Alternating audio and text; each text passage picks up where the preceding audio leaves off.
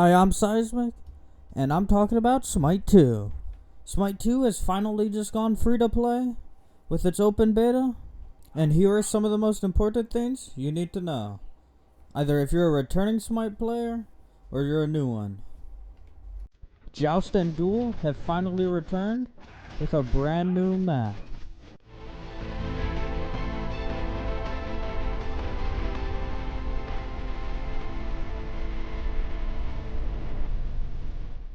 Reminiscent of Arthurian design, with new features brought over from Conquest, including teleporters and the new buff system, as well as a brand new boss, the Lost Knight, which works very similar to the Bull Demon from Smite 1, in the fact that they both stun a tower and offer a damage buff that help turn the match in your favor, as well as offering a cooler design and a better fight, which has made this a much needed update, as with the introduction of Joust, we have a much more casual mode than Conquest and a lot more competitive than Arena.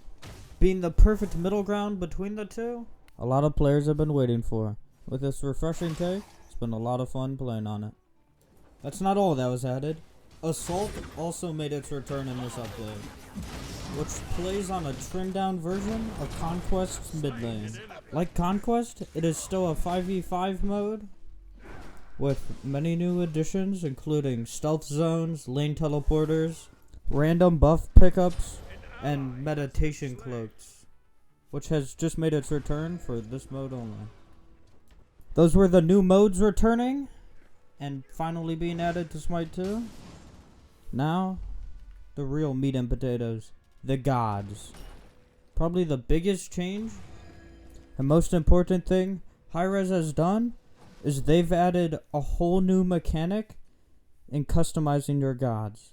Besides just cosmetics, there are now aspects, which each god is going to get its own aspect eventually, but for now the list is very limited. Hi-Rez's goal with the aspects is to enable a new way to play your favorite gods in more roles. Take Khepri for example.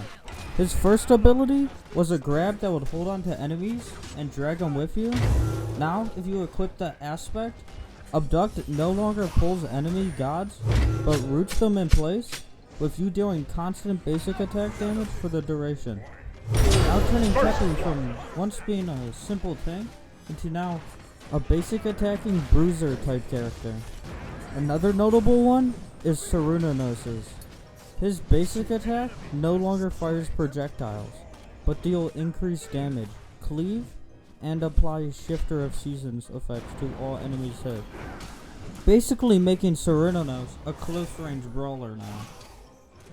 As you've lost all ability for range, it offers a completely new way to play the character, and makes him more of a jungler than anything. Those have been some of the ones I've messed with.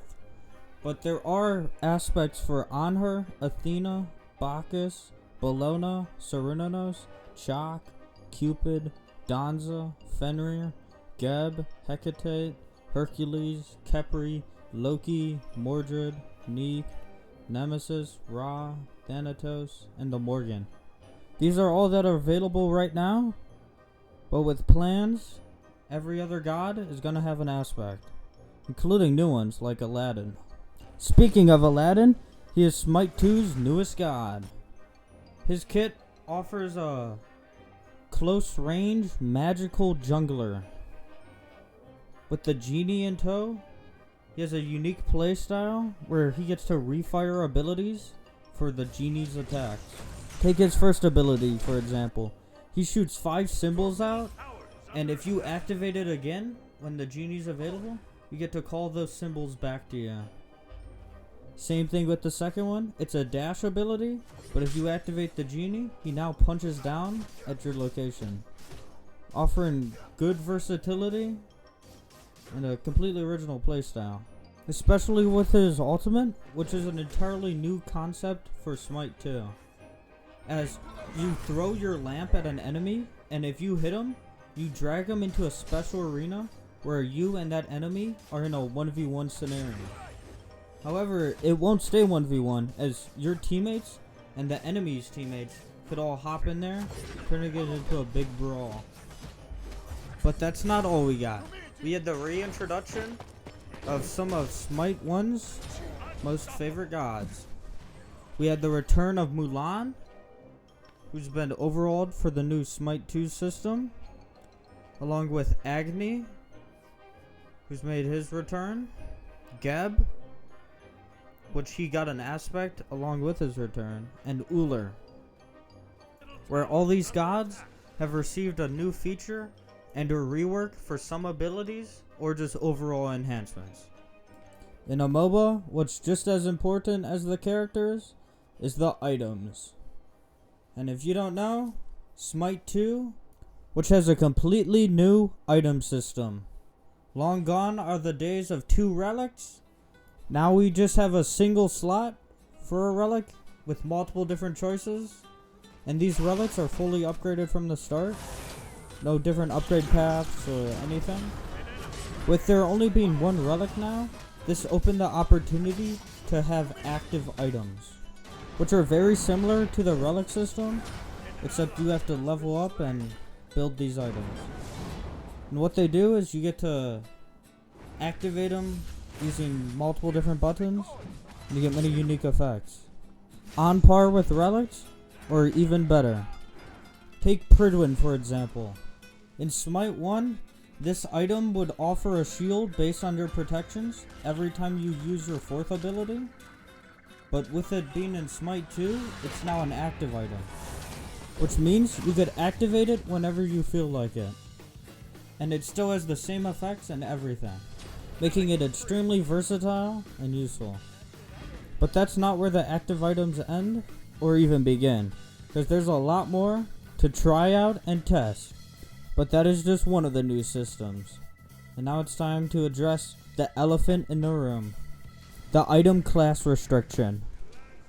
It is no longer a thing in Smite 2.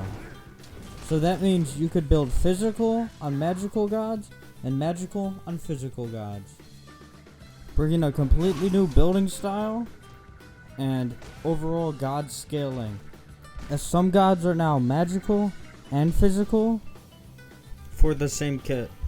Take Bacchus for example. His jump is now all physical, while the rest of his kit is magical, making him a unique case. And there are many other gods that scale like that, with Neith being one of them, as her ultimate scales with both on physical and magical, and a lot of her abilities are hybrid, meaning you now have to put more thought to the way you build your gods, and overall decisions you make when choosing items. This system has been an overall great change, but it is definitely something to get used to if you're just coming in from Smite 1 or new to Smite in general. And that's all you gotta know about Smite 2. Also, Hi-Rez plans to be porting over 1 old god a week until August. So that's also a huge update. But for now, I've been Seismic, and that's all I gotta say. So feel free to subscribe, as I plan to be making some more Smite videos. So